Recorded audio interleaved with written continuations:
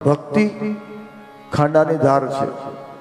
આમ દરરોજ ભક્તિ થાય, પણ તમે નક્કી કરો હવારના પોરમાં નિયમ લેજો કે દરરોજ સવારે 5 માળા 8 વાગે કરીશ.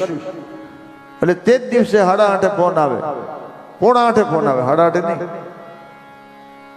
અને કામનો આવે, લાભનો આવે, 2 પૈસા મળે એવો આવે. એટલે આપણે શું કરીએ કે આજની પ્રતિજ્ઞા કાલ પર છોડીએ કે ભાઈ પ્રતિજ્ઞા લીધી પણ હવારની નહીં, સાંજની.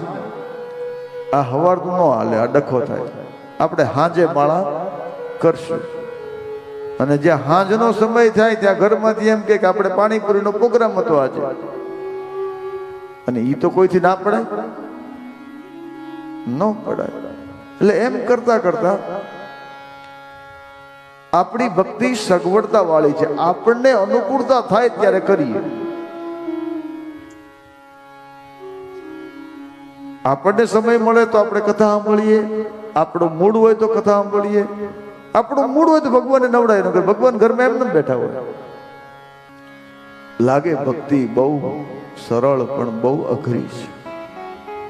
અને માતાઓ ધોળમાં ગાય કે ભક્તિ કરતા છૂટે મારા પ્રાણ, પ્રભુજી એવું માંગુ છું.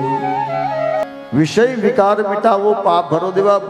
શ્રદ્ધામાં સમજણનો પણ ભક્તિ વધારો. ભક્તિમાં પણ કસોટી થાય છે. જલારામ બાપાની થઈ હતી, બધાની થાય. અને એક વખત ઈ પકડી લઈને પછી બેડો પાર થઈ જાય. પણ ઈ પેલા આપણને હલાવે, આમ શોર્ટ દે. આપણી શ્રદ્ધાની, આપણી સમર્પણની કસોટી કરે. પણ ભગત બીજ પલટે નહીં, ભલે જુગ જાય અનંત. જેમાં નિષ્ઠિક ભક્તિ હોય છે એ આડું અવળું વહેલું મોડું થાય, પણ એની ભક્તિનો તાર અખંડ રહે છે.